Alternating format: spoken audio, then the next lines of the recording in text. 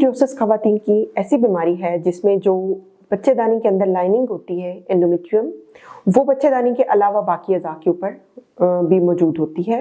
और जब मेंस्ट्रुएशन होती है तो उसके साथ वो इंटरनल जो ऑर्गन है वो भी उनके अंदर भी ब्लीडिंग होना शुरू हो जाती है। कॉमन साइट्स ओवरीज और ट्यूब्स होती हैं, लेकिन ये रेक्टम आपके ब्लैडर के ऊपर भी हो सकता है।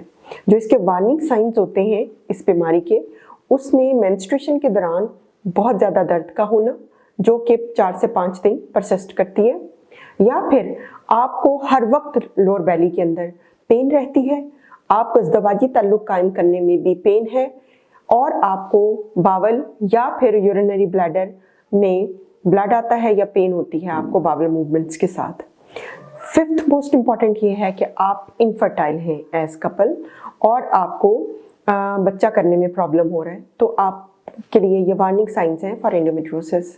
आप अपने डॉक्टर से रजू करें और अपना प्रॉपर ट्रीटमेंट कराएं। Thank you.